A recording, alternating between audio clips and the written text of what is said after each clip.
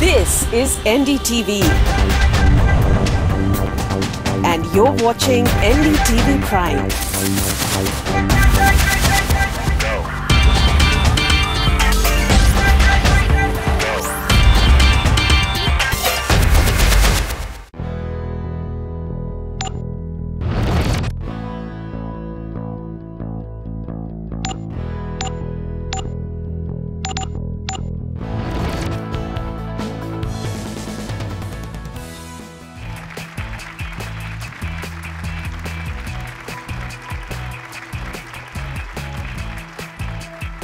Good morning. What a delight it is to be at Shiv Nada School to meet with the members of the foundation, the school board, teachers and students. As Australia's Foreign Minister, I am visiting India to meet with counterpart ministers, your External Affairs Minister, Minister Swaraj. I met with the Prime Minister yesterday and also with your Minister for Finance and Defence, Minister Jaitley. As I travel around the world, whether it's in the Pacific or whether it's in India or Eastern Europe or the United States, when we see the increase in robotics and automation and artificial intelligence, we can see that the jobs of the future, the careers of the future will be very different from those we see today.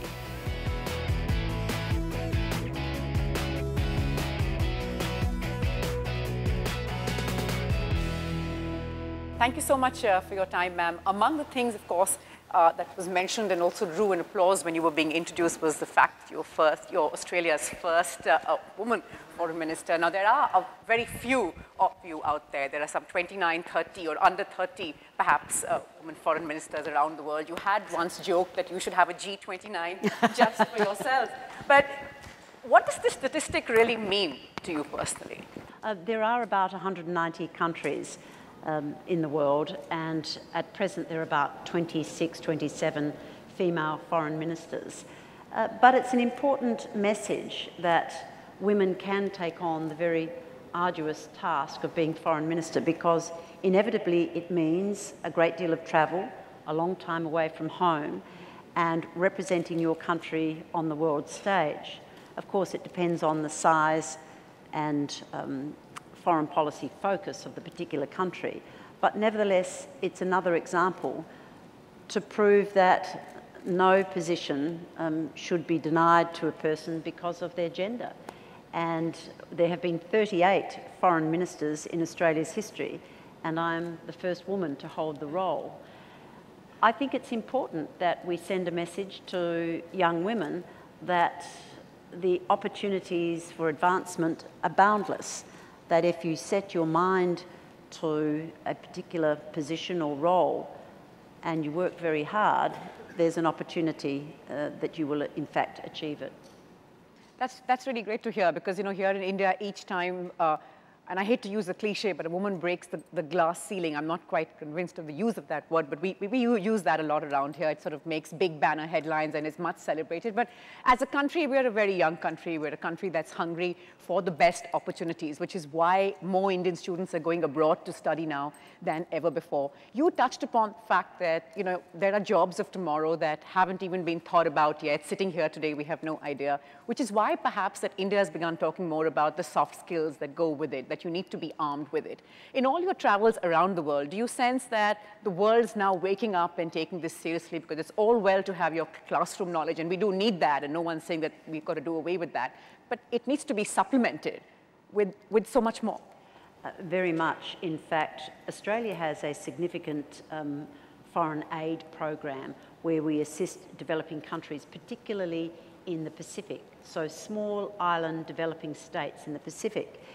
And if you're challenged with the type of jobs that young Australian students will have in the future, think about students in these small island developing states, which face so many challenges, from climate change through to sustainable economies, through to political stability, a whole range of challenges. What are the types of jobs that students in Pacific Islands, for example, will have? So the Australian government has partnered with the Massachusetts Institute of Technology and with a very successful tech company in Australia called Atlassian. And the three of us in partnership are undertaking a significant study to throw out this challenge. What are going to be the jobs that young people in Pacific Island nations will be able to look forward to? It's called a solve-a-thon. So we've thrown out the challenge and we're looking for ideas from around the world. In fact, I'd love some ideas from Shiv Naddar's school. Ideas around the world of what are the skills that young people are going to need to be prepared for the jobs of the future, given that the future is so unknown. And I think that this is the kind of process that we need to go through to challenge our thinking, to challenge our assumptions, but also come up with ideas that will provide support and guidance and assistance to the young people who are entering this very exciting but challenging time. Absolutely. I think we're also sort of getting used to a shift in our thinking on we don't need to fear technology and what it will do and artificial intelligence and robotics and all of that, but sort of learn to live with it and harness it to the best, embrace it, absolutely, and use it to our advantage. Well, I'm told that we have loads of youngsters with many questions, so without wasting any time, we'll get started right away. Shreya Nair from Sun City School, Gurgaon, I'm told, has a question. Shreya, if you could just please stand up. Ma'am, I would like to ask you, what are the 3 skills you think will never go out of demand when it comes to employability? Thank you for the question. I touched on that in my words to you. I think the ability to communicate is absolutely essential. Showing leadership. I'm not suggesting that everyone has to end up as Prime Minister, although here in India and in Australia you can aspire to it, most certainly.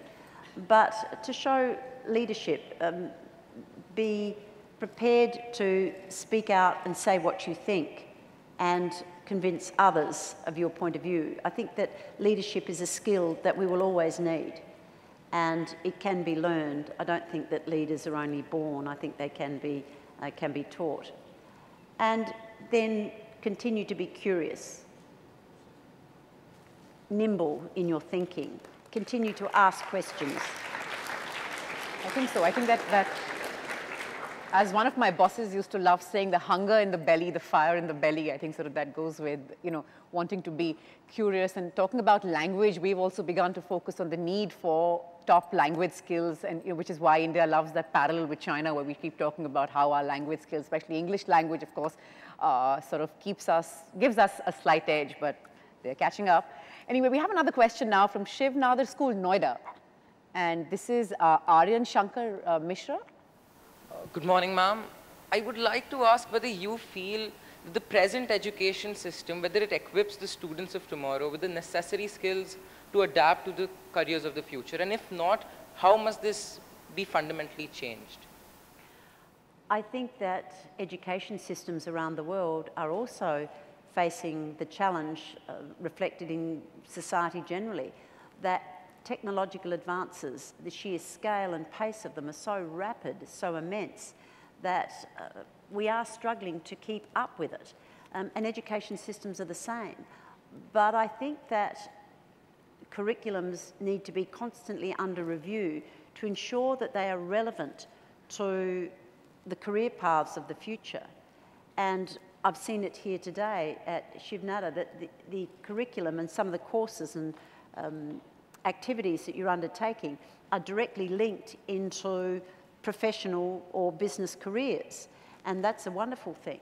So it's about constantly reviewing, constantly assessing whether our subjects are relevant for the future. But this means that our teachers have to be equipped with the skills and the inquiring mind, the curiosity to ensure that they're asking the right questions when they are studying to be teachers.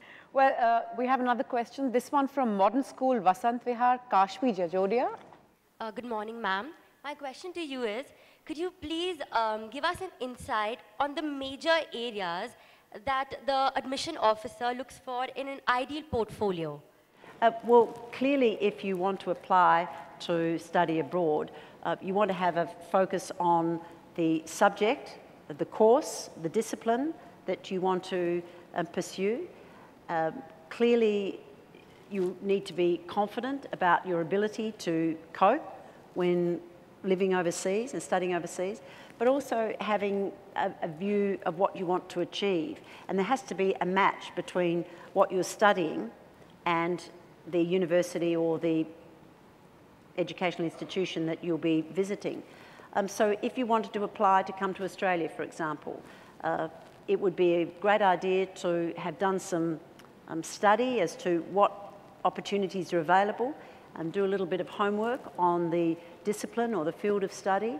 And then, of course, they'll ask questions about your ability to look after yourself, how are you going to pay for it, etc. They'll ask all those sorts of practical questions. But if you're enthusiastic and obviously have got the grades, got the marks to be accepted into a university overseas, then I'm sure you'll be very welcome. You've studied in Australia. You also mentioned briefly there that you have studied overseas as well. What does a foreign campus really bring? Or what was your experience like? Or what did you believe you got from there, which perhaps Australia or any other country wouldn't provide? Well, I think, let me take Australia as an example. We have about 600,000 international students studying in Australia at any one time.